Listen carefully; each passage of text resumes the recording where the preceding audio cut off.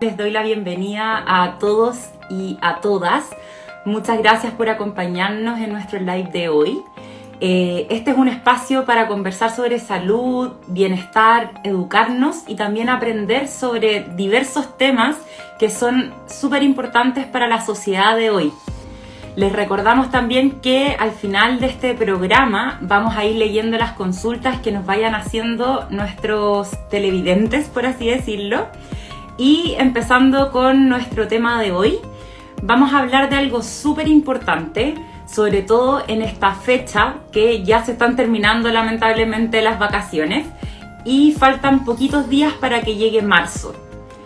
Para muchas y muchos, enfrentar la vuelta al trabajo, a la universidad, al colegio, tanto por parte de los niños como por parte de los papás, entre otras cosas, viene todo cargado de estrés y de mucha ansiedad.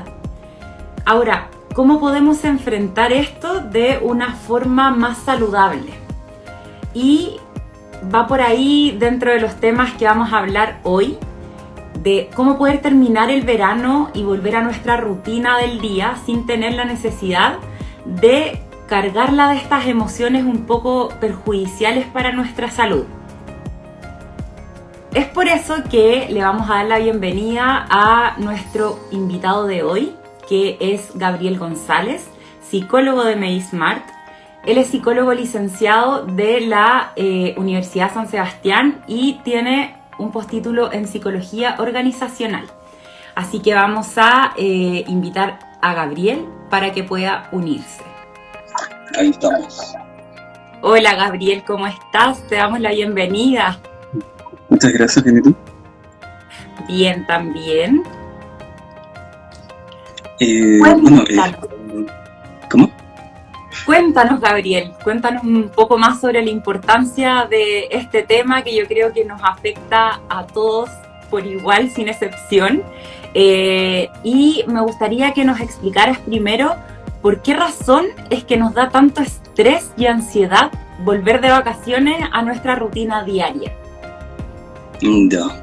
Hay muchas explicaciones teóricas posibles para eso. Yo soy un psicólogo cognitivo-conductual, entonces generalmente cuando elabore una explicación va a ser justamente desde ahí. Existen más.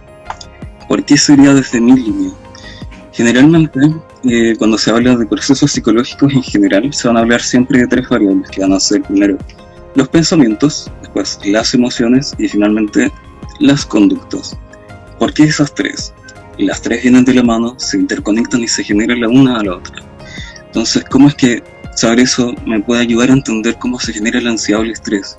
Si, por ejemplo, yo tengo el pensamiento de que algo malo me va a pasar el día de mañana, ni siquiera tengo certeza que va a pasar, pero creo que va a ser así, y digamos, simplemente lo dejo flotando en mi mente, ese pensamiento me va a generar una emoción, que como es hacia el futuro, es negativa, y con incertidumbre va a ser de ansiedad.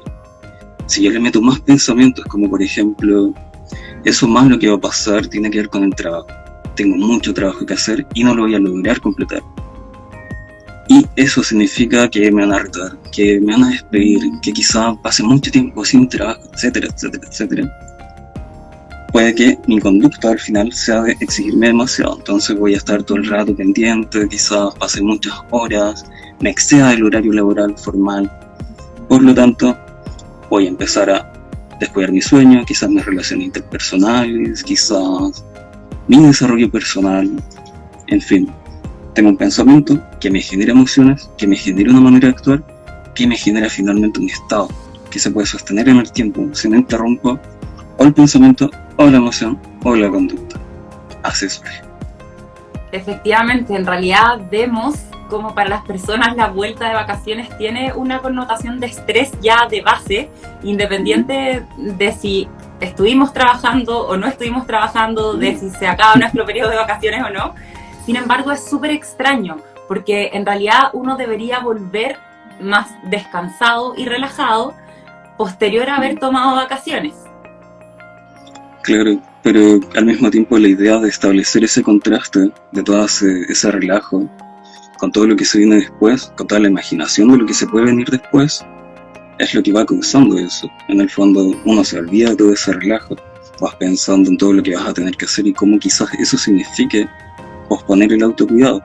Las vacaciones uno se dedica a eso, pasa más tiempo en familia, pasa tiempo haciendo actividades que quizás posterga cuando está trabajando. Por lo tanto, el trabajo significa, es sinónimo de dejar todo eso de lado.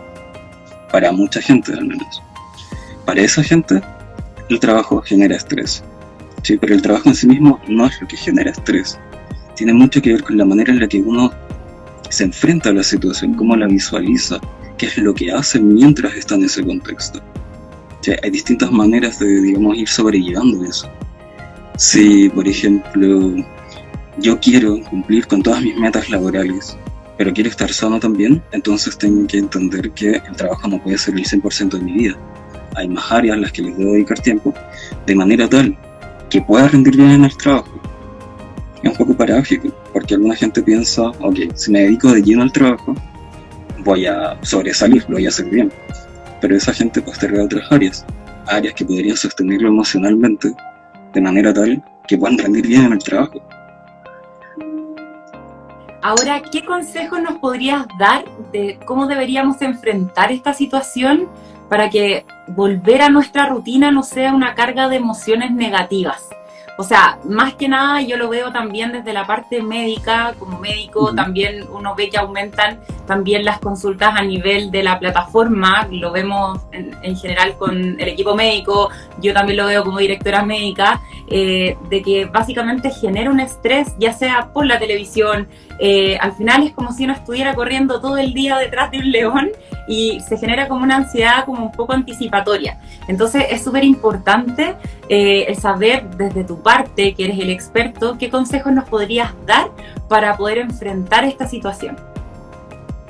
Ya, a ver, existen, como tú estabas comentando, hay muchas consultas que se repiten mucho, valga la redundancia, en consulta psicológica. Sí, sobre todo en esta época viene mucha gente con estrés y suelen narrar las mismas situaciones. Digamos que en la noche, como llegan tarde del trabajo, sienten que tienen que vivir el poco tiempo que tienen libre. Es decir, si llegan como a las 8 o 9 de la noche, se exceden hasta las 2 de la mañana porque no pudieron dedicar mucho tiempo de su día a día a vivir, digamos, su vida personal. Estuvieron casi todo el tiempo en el trabajo. Entonces, ¿qué pasa después? Se acuestan tarde, lo cual aumenta el estrés. Puede ser que, como de todas maneras están cansados y saben que el día siguiente tienen que hacer más cosas, aparte se queden pensando en todo el trabajo que tienen para el día de mañana. Entonces, ¿cuál es un ejercicio básico que se hace en terapia para todo esto? Ir recogiendo las ideas que son funcionales y las ideas que son disfuncionales.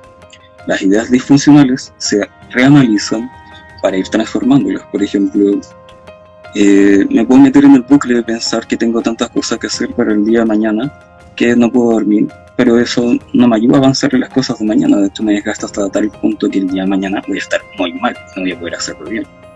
Entonces hay otros ejercicios que son básicos, como por ejemplo está la respiración diafragmática, están los ejercicios de grounding, de mindfulness, que básicamente te buscan aterrizar.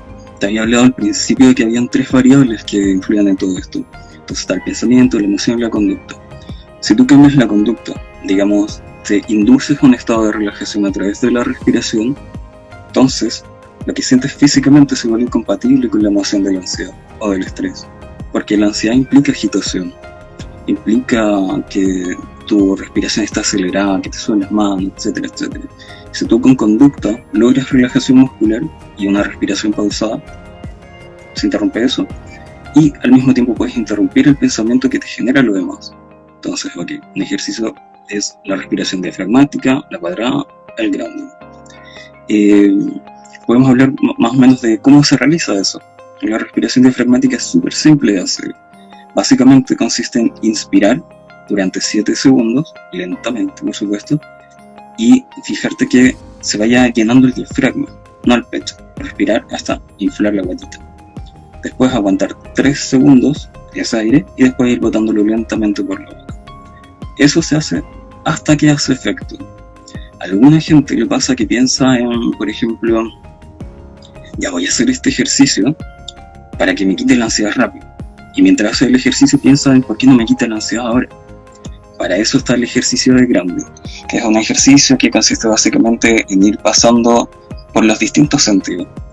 Nombrar 5 cosas que puedo ver, 4 cosas que puedo tocar, 2 cosas que puedo olfatear, cosas así, hasta poder, digamos, ir bloqueando ese pensamiento y después ir pasando hasta la respiración diafragmática. Esas son técnicas súper prácticas, funcionan un montón, y si uno agrega la respiración diafragmática a la rutina por la mañana y por la noche, no es tan diferente al efecto que te genera un Melipaz, por ejemplo, que es un relajante. Perfecto. Y estas terapias en realidad son, o sea, uno las puede practicar claramente de forma en la casa, las puede practicar también en el trabajo, y no sé, o sea, en realidad dentro de las cosas que también nos consultan harto diariamente son, o sea, ¿qué efectividad tiene como este tema de las terapias en el tema de la ansiedad y el estrés? Porque muchos pacientes llegan y en realidad puede que no confíen en este tipo de ejercicios, o puede ser que en realidad tengan como alguna experiencia que en realidad no funcionó. Entonces, en ese sentido, después de cuánto tiempo practicarlas, por ejemplo, es necesario, por ejemplo, derivar a psiquiatría o derivar a un psicólogo que ya tenga que ver con el área laboral, o más que nada como para poder ayudar a los pacientes, y también para que entiendan en la casa y toda la gente que nos está mirando de que en realidad esto, yo sé que tiene una gran efectividad, pero reconocer también es importante cuándo acudir a un especialista, o si es que en realidad esa determinación sí o sí necesita una consulta con psicólogo para ser derivado. Ya. A ver, son distintas cosas respecto a lo que es la terapia. Hay distintos tipos de terapia psicológica. Está la psicoanalítica, está la sistémica, humanista, está la breve y está la cognitivo-conductual. De hecho, puede que se me quede alguna más en el tintero. Está la existencial, hay varios tipos, ¿sí? La psicoanalítica, no sé si hablar de esto, generalmente en consulta cuando se atienden por estos temas, es la que no funciona tanto. Puede ser de hecho un poco iatrogénica cuando se trata de ansiedad, de depresión o de estrés, porque consiste básicamente en el cliché esto de conversar y básicamente eso, hablar hacia el pasado, ir a la sesión a llorar el problema, a hablar de aquello, de cuál es el sufrimiento, expresarlo, votarlo, lo cual sí es efectivo, es bueno, es saludable, pero no te lleva a la solución. Claro. Esa es la parte más problemática de eso, o no necesariamente problemática, pero se puede hacer mejor. Sí, están las terapias humanistas, que yo considero que son súper efectivas también para esto, porque básicamente toman todo esto de la respiración, de la conexión con tu emoción, de poder situarte en el presente, en el aquí y el ahora, para que te vayas desconectando de lo que no está pasando en realidad. Digamos, el trabajo que tienes que hacer el día de mañana no está pasando hoy día, pero tú lo estás pensando, y por eso te vas estresando y te vas poniendo ansioso. Bueno, la idea de esa terapia es poder cortar con eso, que estés aquí, que puedas vivir tu vida. ¿Sí? Por eso es súper bueno, es efectivo. Y la otra es la psicoterapia breve, la psicoterapia cognitivo-conductual. Las nombro juntas porque básicamente la psicoterapia breve toma cosas de las otras terapias, cosas prácticas, para en poco tiempo lograr generar efectos. Entonces, ¿cómo entra ahí la psicoterapia cognitivo-conductual? Se basa básicamente en conseguir resultados, ojalá en el menor tiempo posible, pero resultados que puedan ser sostenibles en el tiempo.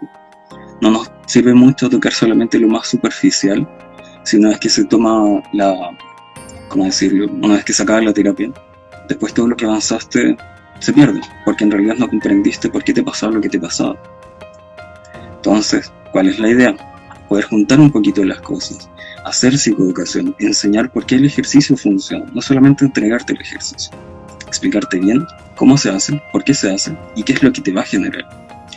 Generalmente lo de la respiración diafragmática, cuando lo indico por ansiedad o por estrés, que es un ejercicio súper simple, en una semana ya te debería generar cambios, al menos en el sueño, al menos en cómo vas enfrentando la emoción en el día a día, si tú lo integras efectivamente en tu rutina.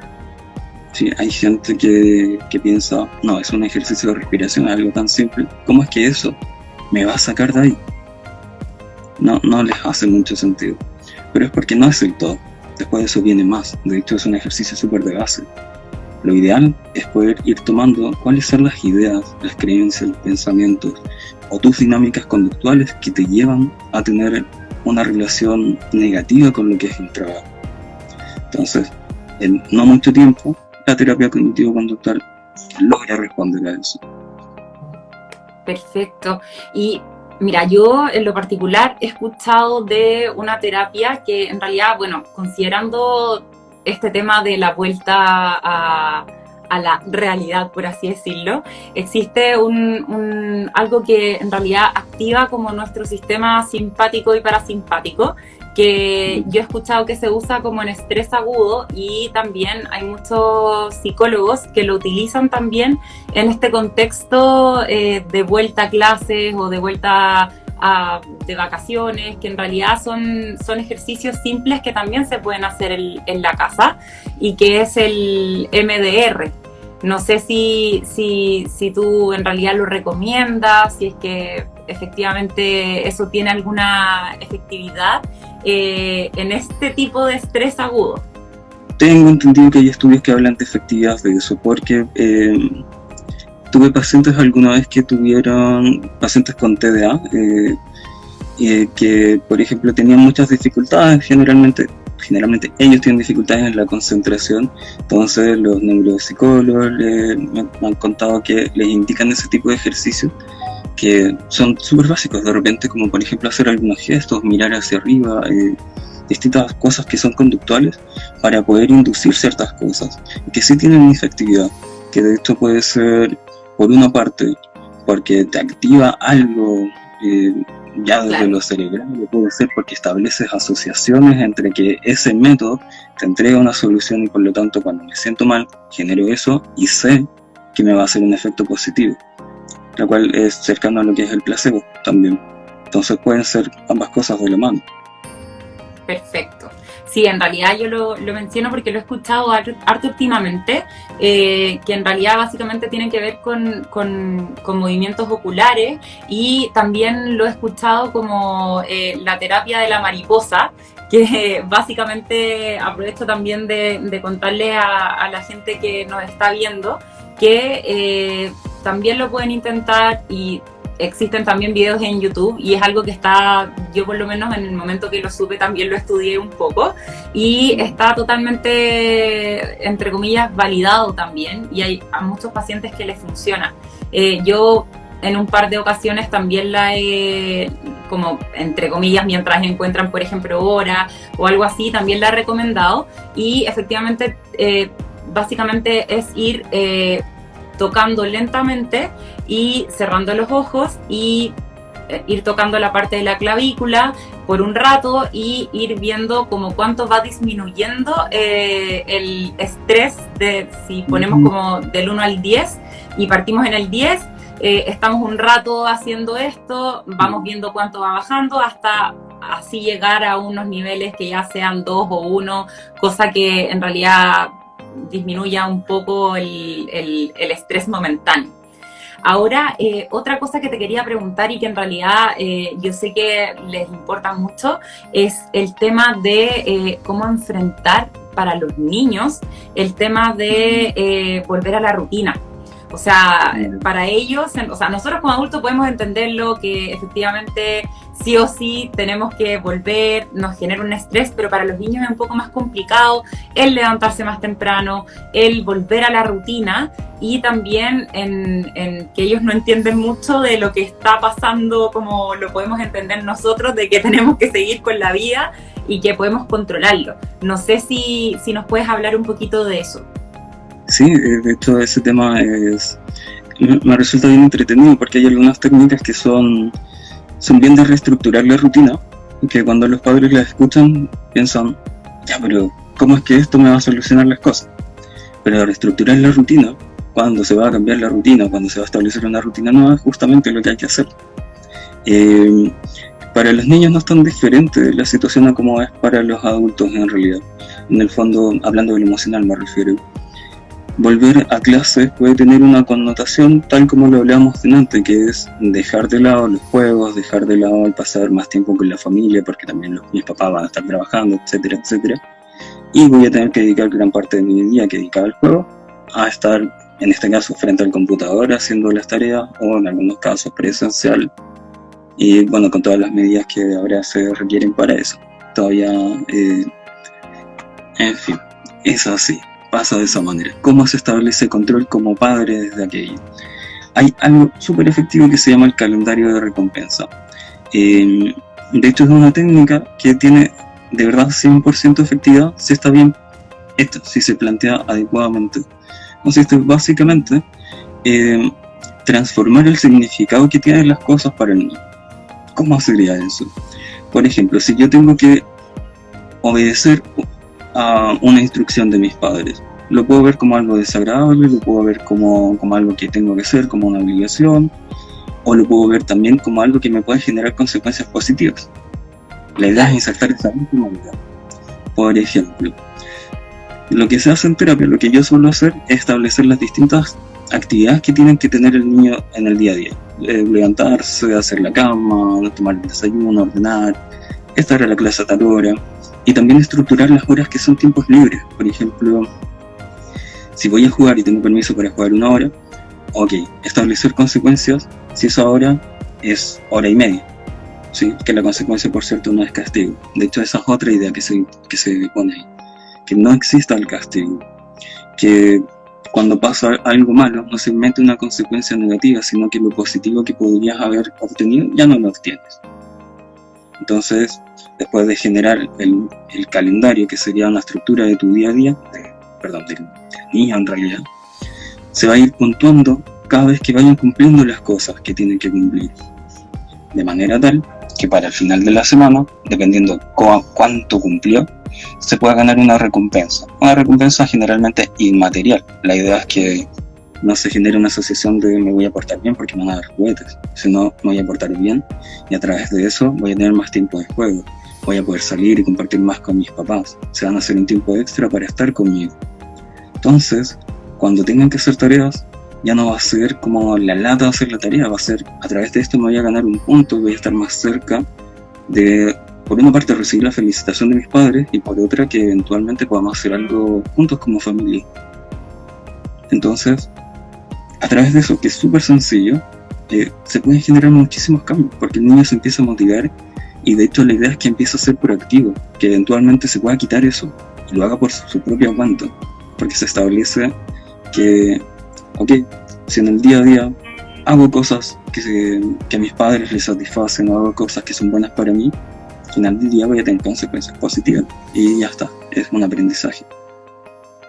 Claro, yo en lo particular no soy mamá, no tengo hijos, pero efectivamente lo que tú mencionas es algo que en realidad tiene que ver con un poco de organización y que por más, puede sonar algo como un poco agobiante de organizar aún más el día de un niño que está volviendo como una rutina, pero claramente eso tiene totalmente una efectividad que se ve en el día a día y además de eso genera como para el futuro un niño que también sea más organizado y una persona que en realidad se adapte un poquito mejor a este tipo de cambios o este tipo de estrés que en realidad lo vamos a vivir siempre, porque marzo ya, se habla del superlunes, el supermartes, de marzo sumado a la pandemia, en realidad todo es un poco más complicado, sobre todo desde la mirada actual.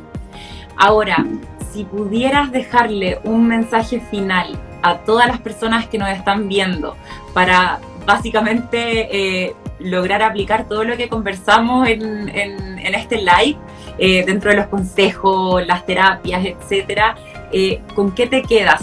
¿Cuál sería ese consejo? Ya, ¿tenemos tiempo para eso?